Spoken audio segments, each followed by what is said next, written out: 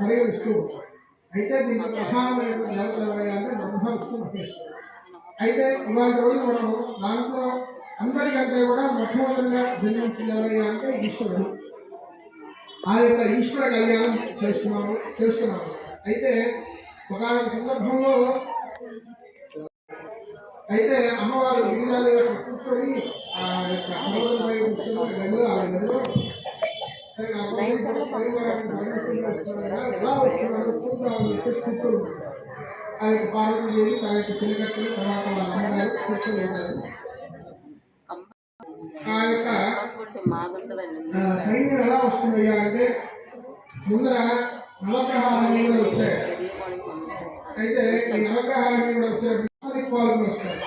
అలానే వశిష్ఠాది సప్తరుషులు వస్తారు.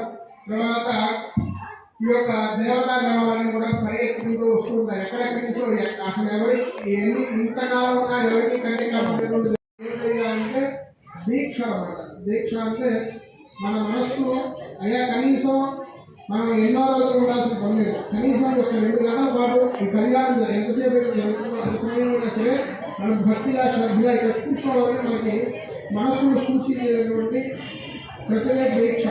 ఆ యొక్క దీక్షాధారణ మనం రక్షాబంధన భౌతికంగా చూస్తున్నప్పటికీ రక్షాబంధన చేతికి పట్టుకుంటామని కంకణం కట్టుకుంటాం. దాన్నే రక్షాబంధన అంటారు. మొట్టమొదటిగా ఈ యొక్క స్వామివారి కళ్యాణంలో భాగంగా మనమంతా కూడా ఇప్పుడు రక్షాబంధన కట్టుకోబోతున్నాం. సరేనా? మీ దగ్గర ఉన్నటువంటి కంకణాలు ఏవైతే ఉంటాయో అవన్నీ కూడా వినాయకుడి దగ్గర పెట్టినాము.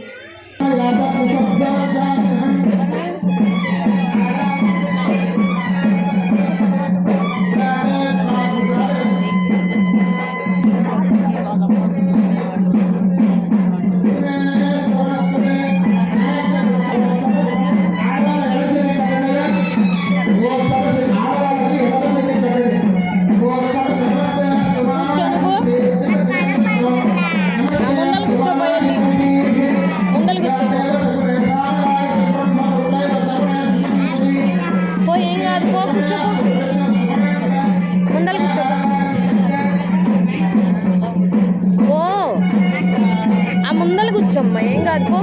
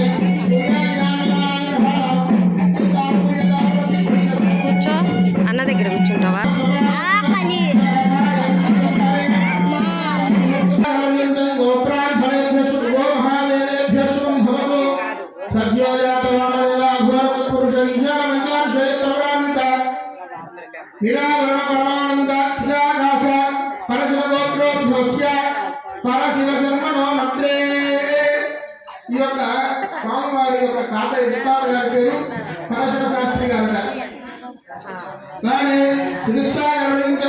గోమహాదేవేభ్యశ్వం భవతు సద్యో జాతరామదేవ అఘోరపురుషామంత్రాంత పరశురోద్భవస్య అఖిలాండ బ్రహ్మాండాయ పరశురోద్భవస్య ఈశ్వర శర్మణః పుత్రాయ సదాశివ శర్మణః పౌత్రాయ.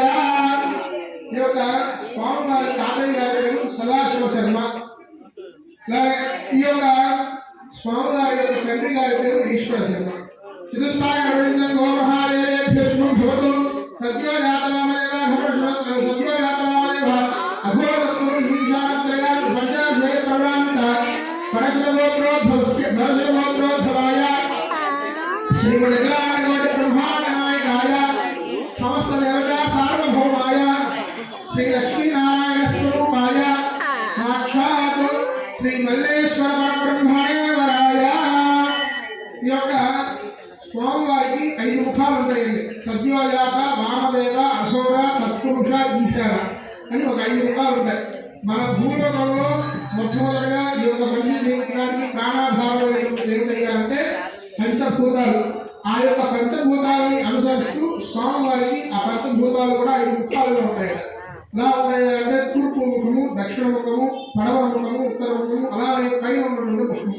ఈ యొక్క 5 ముఖాలతో చక్కగా మంచి సువర్ణమయమైనటువంటి శరీరాకృతితో, సువర్ణం ఏ విధంగా అయితే బంగారం ఏ విధంగా అయితే తెలుసుకుంటుందో అలాంటి శరీరాకృతితో చక్కగా పులి చర్మాన్ని ధరించి, అలానే ఆ యొక్క ఏరు చర్మం ఏదైతే ఉందో దాన్ని వస్త్రాభరణంగా కట్టుకొని, మెడలో ఆభరణాలు బంగారపు ఆభరణాలు బదులుగా నాగుపాములని ఆభరణాలుగా ధరించి అఖిలాండ కోటి బ్రహ్మాండ నాయకుడు అయ్యి ఈ యొక్క దేవతలందరి చేత కూడా పట్టాభిషేకాన్ని ఆ యొక్క సార్వభౌమాధికారాన్ని పొంది చక్కటి వృషభవాహనం అంటే ఎద్దు వాహనం మీద కూర్చొని ఆ యొక్క కైలాస పర్వతం నుంచి దిగుతున్నటువంటి ఆ యొక్క స్వామివారి గురించి చెప్తూ, అమ్మా జగదాంబ, ఈ యొక్క పరమేశ్వరుడు పేరు మల్లేశ్వరుడు.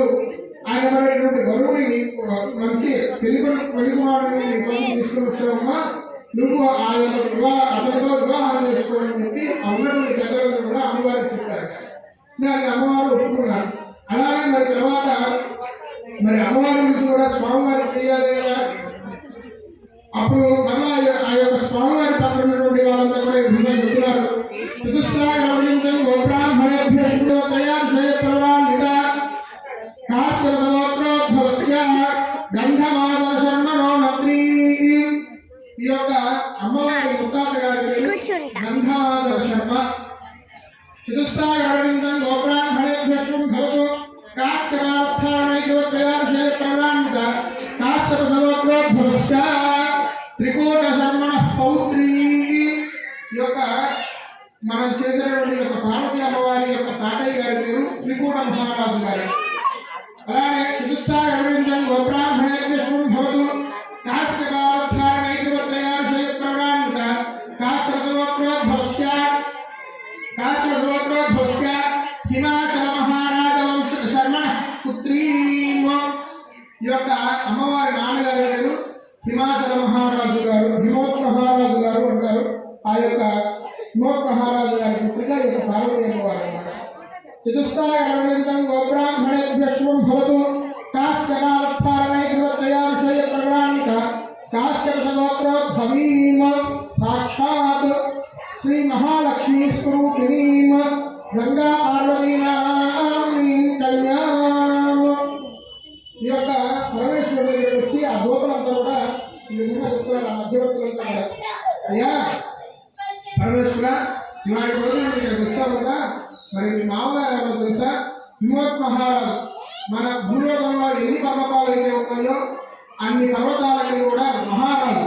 అలాంటి మహారాజు గారి పుత్రిక అయినటువంటి ఆ యొక్క పార్వతీ అమ్మవారు ఆవిడ ఏ విధంగా ఉంటారు అంటే, సాక్షాత్ చిరునవ్వుతో ఉన్నటువంటి పార్వతీ అమ్మవారు ఆనందమయంగా ఉండి సంతోషంగా ఏ విధంగా అయితే చిన్న చిన్న అడుగులు వేసుకుంటూ వస్తూ ఉంటుందో అలాంటి సౌందర్యవతమైనటువంటి ఆ యొక్క పార్వతీదేవి ఇచ్చి ఇవాటి రోజున నీకు వివాహం చేయడానికి ఈ యొక్క పెద్దల చేయి యొక్క సన్నిధిలో శుభముహూర్తాన్ని నిశ్చయించాను కనుక నువ్వు కూడా మీ యొక్క సపరివార సమేతంగా విడిదించి బయలుదేరి కళ్యాణం వేదికి రావయ్యా అని చెప్పి ఆ యొక్క అమ్మాయి తరపున పెద్దవాళ్ళు ఎవరైతే ఉంటారో వాళ్ళందరూ కూడా స్వామివారి యొక్క బంధువులందరూ కూడా చక్కగా పండు తాములు వచ్చి ఈ యొక్క కళ్యాణ మండపంలోకి ఆహ్వానం చేశారు. ఇక ఇప్పుడు కళ్యాణం మొదలవుతుంది.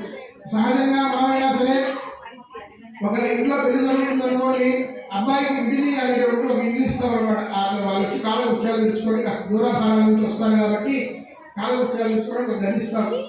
ఆ గది దగ్గరికి వెళ్ళి పెళ్లి కూతురు తరపున ఎవరైతే బంధువులు ఉంటారో వాళ్ళందరూ కూడా మన కళ్యాణానికి రమ్మని చెప్పి వాళ్ళు ఆహ్వానిస్తే మేళదారాలతో అప్పుడు వాళ్ళంతా కూడా సపరివార సమేతంగా వెళ్ళి కళ్యాణం చేస్తారన్నమాట.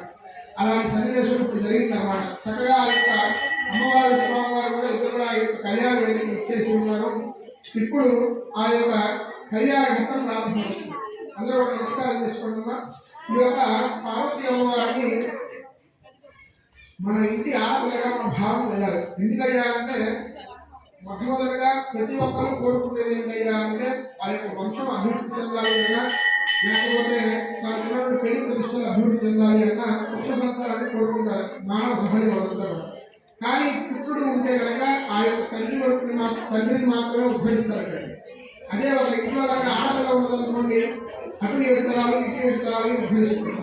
అది ఏ విధంగా అయ్యా అంటే ఒక కన్యాదానం చేయడము అంటారు. ఆ యొక్క కన్యాదానం చేయడం ద్వారా అటు 7 తరాలు ఇటు 7 తరాలు ఉద్ధరించబడతాయి.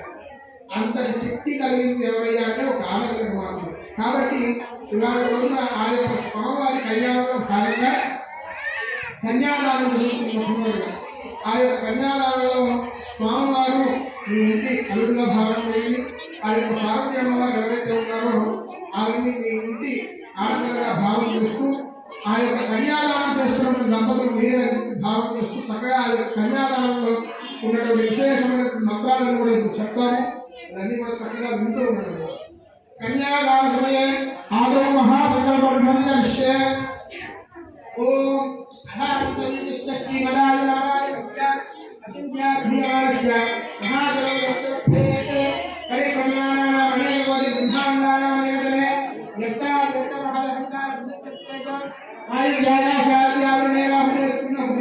బ్రహ్మాండ ఖండయోర్मध्ये ఆధారశక్తి శ్రీకూర్మ వరాహ వైష్ణవాంతరాగదేవలక్షకాస్త దిగ్గజోపరి ప్రతిష్టదే అతల వితల సుతల కళాకరణ సాతల మహాతల మాతాలాక్ష సప్తలోకానాం ఉపరితలే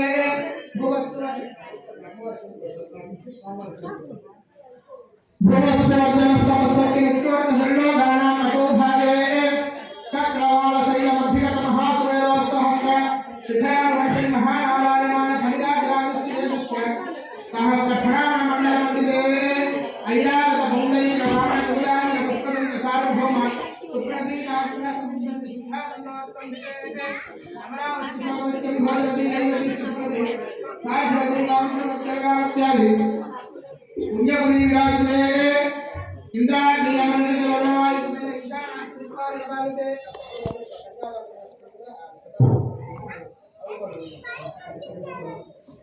ఇంద్రాగ్ని అమృత వర్ణవాయుతే ఇంద్రానాథ దిక్పాలకాలితే మహేంద్రాలే సత్యశక్తి మధుర్చంద్రవాణ్య పుస్తకరాజమతకరణ్య సుఖమాయ వత్తుసుందరస్య శృంగాక్ష పంచమహానగారిస్తే రామ శిథిరం కుటుంబం ధనీరదాన శిథిరయాంబరీష దిలీపరుడు భరతయ్య